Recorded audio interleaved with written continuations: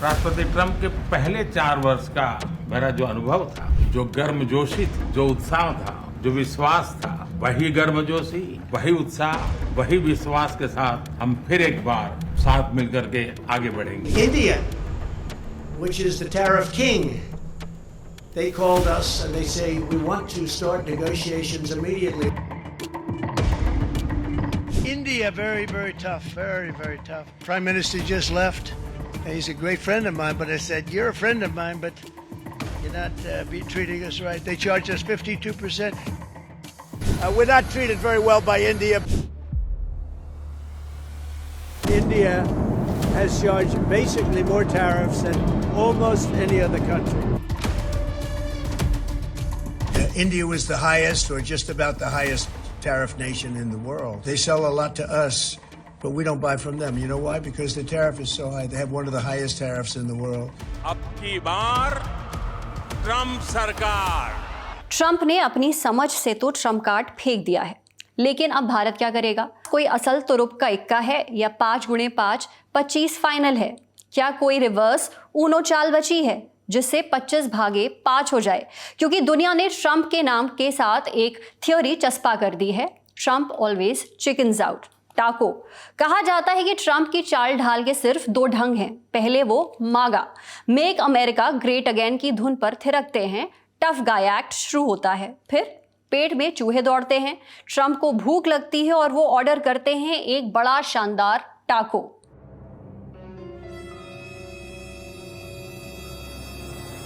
मतलब पहले धमकियों की बौछार होगी, डराने वाले ट्वीट आएंगे और फिर धीरे से यू टर्न, चुपचाप टाइमलाइन टल जाएगी, प्लान कैंसिल हो जाएगा, यानी चिकन आउट, पीछे हट जाना। वैसे टाको एक जानी मानी मैक्सिकन डिश है। स्वाद कैसा होता है इसका? भला हो उस रिपोर्टर का जिसने आपके लिए इस सवाल का जवाब खुद ट्रंप से पूछ लिया। फिर क्या था? ट्रंप तमतमा गए, बोले you better not say that.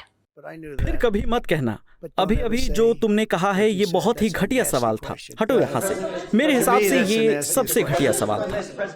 तो आज के शो में हम जानेंगे ट्रंप का मागा डांस कब तक चलेगा, क्या उनको इस बार भी भूख लगेगी, और अगर ऐसा हुआ तो भारत उनकी मेज पर कितना स्पाइसी टाको परोसेगा। नमस्ते, मेरा नाम है सरवत और आप देख रहे हैं ललन टॉप का अंतर्राष्ट्रीय प्रसंगों से जुड़ा रोजाना का कार्यक्रम दुनियादारी। Brought to you by Bajaj Freedom Sensoryne के एन शारदा यूनिवर्सिटी। दुनिया की पहली सीएनजी मोटरसाइकिल बजाज फ्रीडम, आजादी आगे बढ़ने की। पहले तो ट्रंप की टाको नीति देखते हैं। फरवरी 2025 में ट्रंप ने चीन पर पहले फेंटेनाइल तस्करी का आरोप लगाकर 10% टैरिफ लगाया। फिर अप्रैल 2025 तक उसे बढ़ाते बढ़ाते 145% तक ले गए। चीन ने भी पलटवार किया, दोनों देशों में फुल स्केल ट्रेड वॉर शुरू हो गई। चीन डटा हुआ था, लेकिन ट्रंप चिकन आउट कर गए। अमेरिकी मीडिया रिपोर्ट्स में लिखा गया कि ट्रंप इस ट्रेड वॉर से थक गए थे। इसके बाद उन्होंने चीन से बातचीत शुरू की। जल्द ही दोनों देशों ने समझौता किया और अब अमेरिका चीन पर 30% टैरिफ लगाता है। अब यूरोपियन यूनियन का केस देखिए। पहले ट्रंप ने मई 2025 में ईयू को 50% टैरिफ की धमकी दी। 2 दिन बाद बात से पीछे हटे, फिर 11 जुलाई को चिट्ठी भेजी कि 30% टैरिफ लगाएंगे। लेकिन 27 जुलाई को ट्रंप और EU chief von der Leyen की मुलाकात के बाद 15% पर सौदा हुआ। इसके पहले फरवरी 2025 में मेक्सिको और कनाडा को भी 25% टैरिफ की धमकी दी गई, लेकिन लागू होने से 1 दिन पहले रोक लगा दी गई। अब फिर से ट्रंप यही कर रहे हैं। एक तरफ तो भारत पर 25% टैरिफ लगाने के बाद ट्रूथ सोशल पर लिख रहे हैं, मुझे कोई फर्क नहीं पड़ता कि भारत रूस अब क्या करते हैं, अगर वो अपनी डेड इकोनॉमी को लेकर डूबना चाहते हैं तो मुझे कोई मतलब नहीं। और दूसरी तरफ कह रहे हैं कि नेगोशिएशन कर लेंगे। हाँ, तो अभी बातचीत चल रही है और साथ ही ये ब्रिक्स का मामला भी है, वो ग्रुप जो अमेरिका के खिलाफ है। सोचिए, भारत भी उसका हिस्सा है। ये डॉलर पर सीधा हमला है और हम डॉलर पर किसी का भी वार नहीं सहेंगे। तो इस फैसले की वजह थोड़ा ब्रिक्स है और थोड़ा ट्रेड डेफिसिट। हमें बड़ा नुकसान हो रहा है। SLS और पैराबेन गॉन, तो उसका करंट ऑन। What then? इसके पोटेशियम आयंस करें टूट का करंट गॉन, लाइव का करंट ऑन। चलिए, ये तो हुआ ट्रंप की चाल ढाल का एक मुजाहिरा। अब भारत की बात। ट्रंप ने भारत पर 25% टैरिफ लगाया है। इसके पीछे उनके क्या तर्क हैं, वो भारत से क्या चाहते हैं और भारत से बात बनी क्यों नहीं, एक एक करके समझते हैं। पहला मुद्दा है एग्रीकल्चरल प्रोडक्ट्स का। ट्रंप की ख्वाहिश है कि भारत अमेरिका से आने वाले सामानों पर ड्यूटीज कम करे, उनके फार्म प्रोडक्ट्स और डेयरी प्रोडक्ट्स को बिना अड़चन के भारत में एंट्री मिले। भारत बाहर से आने वाले एग्रीकल्चरल प्रोडक्ट्स पर औसतन 39% टैक्स लगाता है और जो चीजें ज्यादा इंपोर्ट होती हैं उन पर यह टैक्स बढ़कर 65% तक चला जाता है। यानी भारत अपने किसानों को बचाने के लिए बाहर के अनाज को महंगा करता है। इसके उलट अमेरिका का टैक्स सिस्टम ढीला है, वहां ऐसे प्रोडक्ट्स पर औसतन सिर्फ 5% टैक्स है। अमेरिका भारत से चाहता था कि वो अपने बाजार को खोल दे, भारत अपने नॉन टैरिफ बैरियर्स हटाए, कस्टम के नियम आसान करे, दूध, मुर्गी, मक्का, सोयाबीन, चावल, गेहूं, एथनॉल, संतरा, बादाम, सेब, अंगूर, चॉकलेट और कुकीज और फ्रेंच फ्राइज इंपोर्ट करे। रॉयटर्स की रिपोर्ट के मुताबिक भारत ने कुछ नरमी दिखाई भी थी। कहा गया कि ड्राई फ्रूट्स और सेब को एंट्री दी जा सकती है, लेकिन मक्का, सोयाबीन, गेहूं और दूध को एंट्री नहीं मिलेगी। लेकिन भारत क्यों अड़ा रहा, इसकी कई वजह हैं। Where the software engineer meets the cool UI/UX designer, the world comes together at Sharda University. पहली, भारत में कॉटन के अलावा बाकी जेनेटिकली मॉडिफाइड फसलें यानी जेनेटिकली बदले हुए फूड क्रॉप्स की इजाज़त नहीं है, जबकि अमेरिका का ज़्यादातर मक्का और सोयाबीन जेनेटिकली मॉडिफाइड होता है। डर है कि अगर ऐसी फसलें आ गईं तो उनके पराग से देसी बीजों में मिलावट हो सकती है और हमारी पारंपरिक किस्में बिगड़ सकती हैं। दूसरी वजह डेयरी प्रोडक्ट्स का मामला सिर्फ व्यापार नहीं है, भारत में ये आस्था से जुड़ा है। यहाँ दूध पूजा में इस्तेमाल होता है, परंपरा से जुड़ा है। लेकिन अमेरिका में कई बार दूध बढ़ाने के लिए गायों को जानवरों के अवशेष खिलाए जाते हैं, भारत में ये पूरी तरह से मना है। तीसरी वजह, कुछ डेटा देखिए। 2020 तक भारत में करीब 20 करोड़ लोग खेती में लगे थे, वहीं अमेरिका में संख्या सिर्फ 21 लाख रही। भारत में कुल रोजगार का 41% हिस्सा खेती से जुड़ा है, जबकि अमेरिका में सिर्फ 1%। भारत की अर्थव्यवस्था में खेती का योगदान 14.6% है, अमेरिका में 0.92%। अमेरिका में औसतन एक किसान के पास 180 हेक्टेयर जमीन है, भारत में एक औसत किसान के पास बस 1.08 हेक्टेयर। सब्सिडी में भी फर्क है। WTO के आंकड़ों के मुताबिक 2016 में अमेरिका के हर किसान को औसतन $61,286 मिले। भारत में 2018-19 में ये रकम सिर्फ $282 थी। लेकिन ये भी जानना जरूरी है कि WTO की गिनती का तरीका पूरी तरह ठीक नहीं है।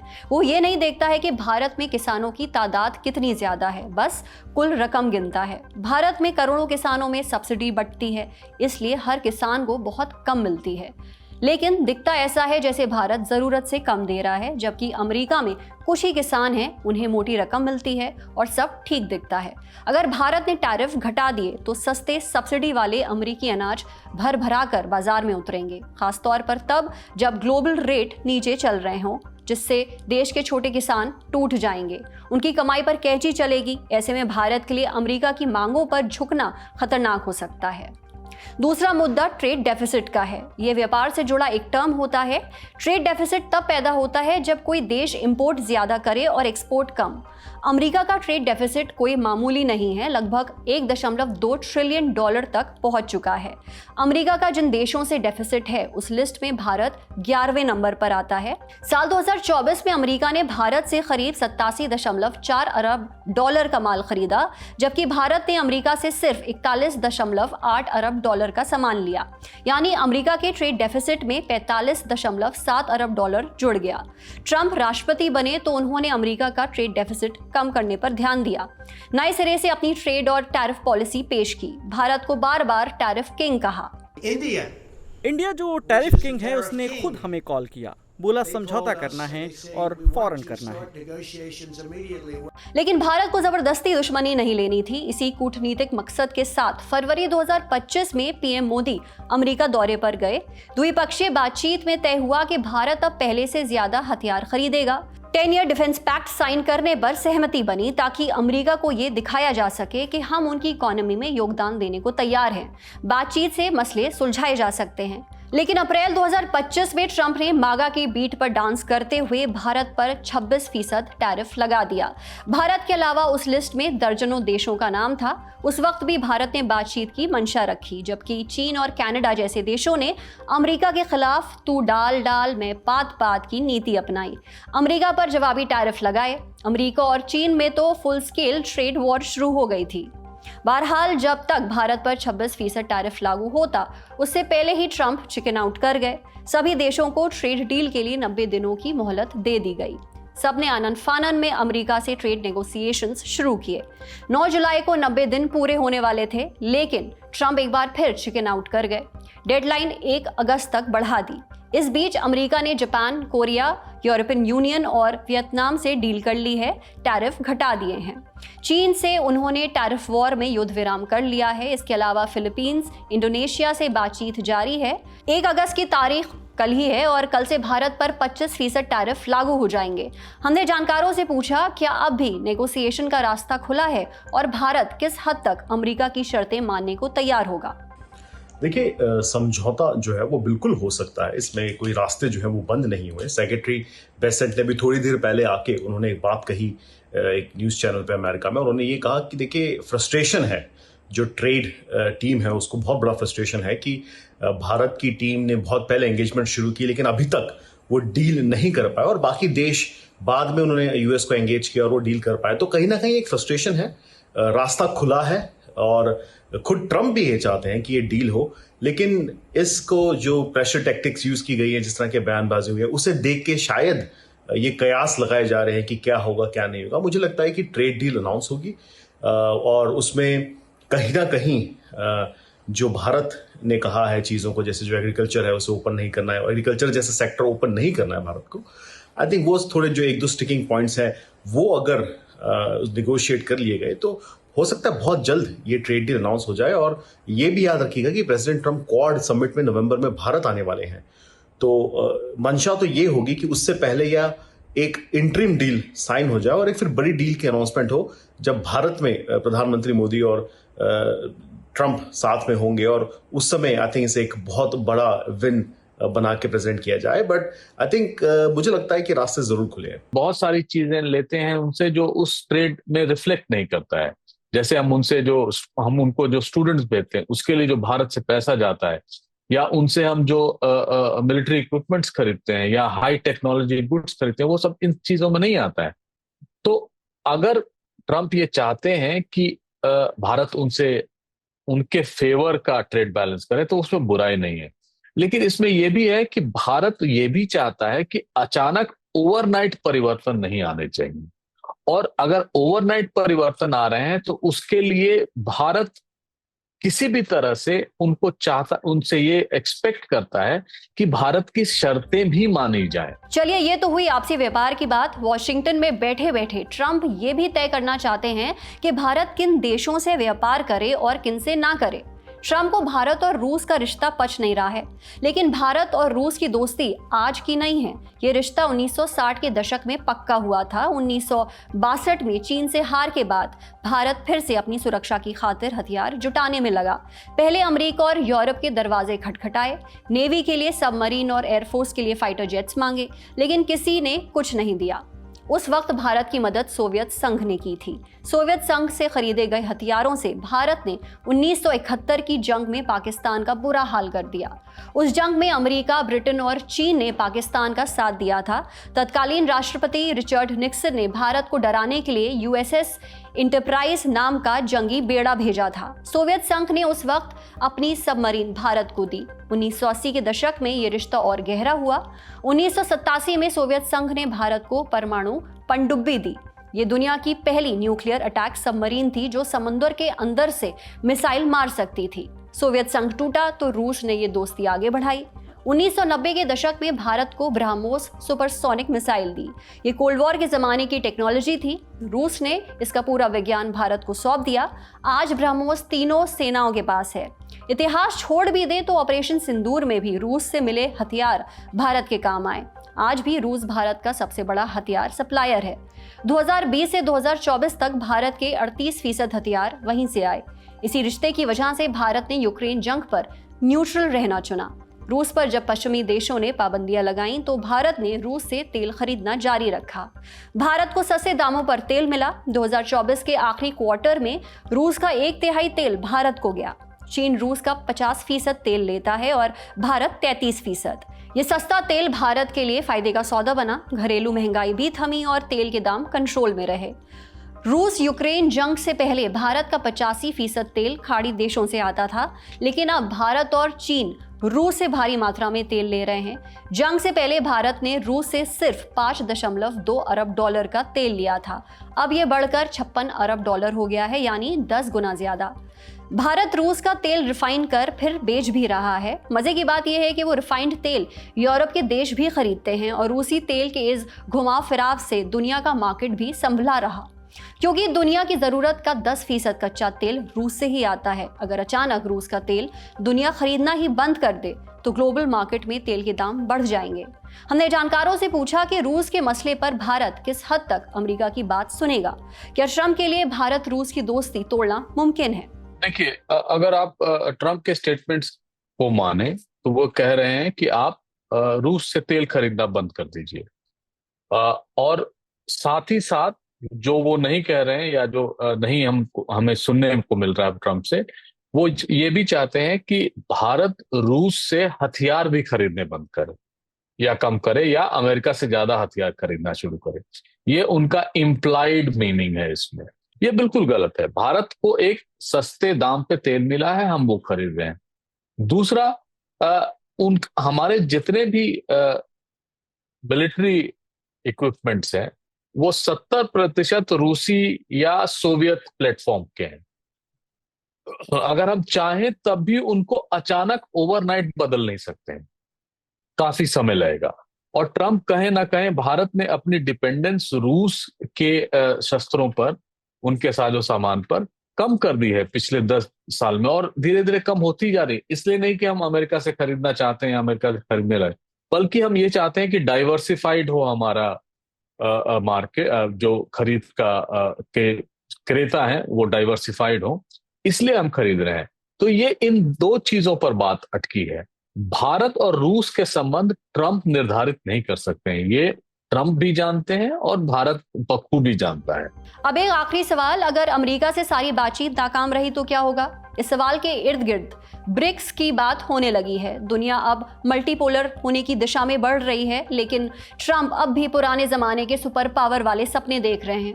ब्रिक्स देशों ने ट्रंप की टैरिफ धमकियों का सामना किया है। चीन ने सीधे सीधे रियायत निकलवाई, भारत भी झुका नहीं। ब्राजील ने खुलेआम कहा कि अमेरिका धमका रहा है। ट्रंप ने जवाब में ब्राजील पर 50% टैक्स लगाया है। जुलाई में ब्राजील के राष्ट्रपति लूला डी सिल्वा के सलाहकार ने फाइनेंशियल टाइम्स से कहा था कि ट्रंप हमें एकजुट कर रहे हैं। अब ब्रिक्स में इंडोनेशिया, ईरान, यूएई जैसे देश भी जुड़ रहे हैं। डॉलर से दूरी, नए बैंक और व्यापक आर्थिक साझेदारी पर काम शुरू है। पश्चिमी देश ब्रिक्स को कमजोर, बिखरा और चीन रूस की चाल बता रहे हैं, लेकिन ये ब्लॉक अब विकल्प बन रहा है। जाहिर है ट्रंप को यह पसंद नहीं, इसलिए ट्रंप लगातार ब्रिक्स देशों को धमकी भी देते रहते हैं। हमने जानकारों से पूछा, अगर अमेरिका के साथ बातचीत से मसले नहीं सुलझे तो क्या ब्रिक्स देश अमेरिका के खिलाफ एकजुट हो सकते हैं? क्या भारत के लिए ये एक विकल्प है? जिस ढंग से ट्रंप धमकियां देने की कोशिश कर रहे हैं, तो उस दृष्टिकोण से भारत के लिए ब्रिक्स बहुत महत्वपूर्ण हो जाता है, क्योंकि आप अभी अमेरिका के भरोसे रह नहीं सकते और जो दूसरे देश हैं, रूस या ब्रिक्स के जो दूसरे देश हैं, उसको भी आप नहीं छोड़ सकते। सवाल यह है कि क्या अमेरिका के विरोध में ब्रिक्स एक साथ आएगा? उसका सीधा आंसर है नहीं। ऐसा नहीं होगा, क्योंकि ब्रिक्स क्योंकि ज्यादातर जो देश हैं ब्रिक्स के अभी जो है 11 जो सदस्य हैं, उसमें बहुत सारे सदस्य, जैसे सऊदी अरब की बात करूं, यूएई की बात करूं, इजिप्ट की बात करूं, तो वो ये सारे देश अमेरिका पे कहीं ना कहीं एक तरह से निर्भर करते हैं। तो वैसे में वो नहीं चाहेंगे कि इस ढंग की यह संस्था पूरी तरह से मतलब अमेरिका के विरोधी संस्था हो जाए। दूसरे देश की अगर मैं बात करूं तो वो भी निगोशिएट करने की कोशिश कर रहे हैं, चीन इत्यादि। अब सुर्खियों का रुख करते हैं। पहली सुर्खी, भारत के पड़ोसी देश म्यांमार में सेना ने 31 जुलाई को इमरजेंसी हटा दी। ऐलान किया कि दिसंबर में चुनाव कराए जाएंगे। फिलहाल देश की कमान सेना के कमांडर इन चीफ मिन आंग लाइंग के हाथ में है। आगामी चुनाव को लेकर उन्होंने कहा, हम दूसरा अध्याय लिखने जा रहे हैं। योग्य लोगों को वोटिंग का मौका मिलेगा। राजनीतिक पार्टियों का रजिस्ट्रेशन और इलेक्ट्रॉनिक वोटिंग मशीनों की ट्रेनिंग शुरू हो चुकी है। सेना ने नया कानून भी लागू किया है जिसमें प्रक्रिया को बाधित करने वालों को 10 साल की जेल हो सकती है। वहीं विपक्ष का कहना है कि वो इस चुनाव का बहिष्कार करेंगे। अब सवाल कि यहाँ इमरजेंसी लगाई क्यों गई थी। साल 2020 नवंबर का महीना म्यांमार में आम चुनाव हुए। इसमें आंग सान सूची की party national league for democracy यानी NLD ने भारी बहुमत के साथ जीत दर्ज की, लेकिन सबसे बड़ी विपक्षी party union solidarity and development party ने इसे मानने से इनकार कर दिया। USDP सेना की पार्टी है। इसके डिफैक्टो मुखिया हैं म्यांमार के आर्मी चीफ मिन आंग लाइंग। USDP ने आरोप लगाया कि चुनावों में धांधली हुई है, दोबारा चुनाव कराने की मांग भी कर दी। हालांकि ये मांग मानी नहीं गई। नतीजतन 1 फरवरी 2021 को सेना ने आपातकाल लगा दिया। आंग सान को कुर्सी से हटा दिया गया। इसके बाद से सत्ता की बागडोर सेना प्रमुख मिन आंग लाइंग के हाथ में है। दूसरी सुर्खी, फ्रांस और ब्रिटेन के बाद अब कनाडा ने भी फिलिस्तीन को स्वतंत्र देश के रूप में मान्यता देने का ऐलान किया है। ये मान्यता औपचारिक रूप से सितंबर 2025 में होने वाली संयुक्त राष्ट्र महासभा के दौरान दी जाएगी। कनाडा के PM मार्क कार्नी ने एक स्टेटमेंट जारी किया। कहा, 2 स्टेट सॉल्यूशन की उम्मीद बनाए रखने के लिए ये कदम जरूरी था। हम अपनी आंखों के सामने ये सपना ओझल होते हुए नहीं देख सकते। कनाडा के इस ऐलान के बाद अमेरिकी राष्ट्रपति डोनाल्ड ट्रंप ने ट्रूथ सोशल पर लिखा, कनाडा ने जो फैसला लिया है उसके बाद उनके साथ ट्रेड डील करना मुश्किल होगा। ये धमकी ऐसे वक्त आई है जब कनाडा और अमेरिका के बीच अभी तक कोई ट्रेड डील तय नहीं हो पाई है।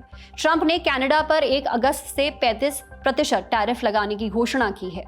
इजराइल फिलिस्तीन से जुड़ा एक और अपडेट है। 31 जुलाई को इजरायली हवाई हमले से गजा में 34 लोगों की मौत हो गई। इनमें से 15 ऐसे लोग थे जो राहत बचाव सामग्री का इंतजार कर रहे थे। हाल ही में इजराइल डिफेंस फोर्स ने गजा पट्टी में हर दिन सुबह 10 बजे से रात 8 बजे तक 3 जगहों पर सीज फायर लागू करने का ऐलान किया था। IDF ने दावा किया था कि इस दौरान राहत सामग्री बांटी जाएगी। देश दुनिया की अन्य खबरों के लिए आप ललन टॉप का न्यूज़लेटर भी सब्सक्राइब कर सकते हैं। लिंक डिस्क्रिप्शन बॉक्स में है। आज का दुनियादारी यहीं तक। अपना और अपनों का ख्याल रखिएगा। देखते रहिए ललन टॉप। शुक्रिया। ना बीमारी से डराते हैं, ना शब्दों में उलझाते हैं, हैवी बातों से ना ही पकाते हैं। फिर ले आए हैं सेहत अड्डा। यहाँ हम आपको सेहतमंद बनाते हैं, क्योंकि आपको बेस्ट की आदत है, अपनी भी सेम फितरत है। इसलिए हम ले आए हैं देश के बेस्ट डॉक्टर्स, न्यूट्रिशन के रखवाले ऐसे जिनकी बात मानते हैं एक्टर्स। यही नहीं, अभी और सुनिए, मेंटल हेल्थ के योद्धा, फिटनेस के पुरोधा, वो भी एक छत के नीचे। आप आइए, इनकी बातें सुनिए, इनसे सवाल पूछिए, अपने डाउट क्लियर करिए। कहाँ? सेहत अड्डा 3.0 में। अड्डा जमेगा 4 अगस्त को सुबह 10 बजे से दिल्ली में। अगर आप भी बनना चाहते हैं इसका हिस्सा, तो डिस्क्रिप्शन में दिए गए लिंक पर क्लिक करें और बने सेहत से जुड़ी सबसे अनफिल्टर्ड बातचीत का हिस्सा।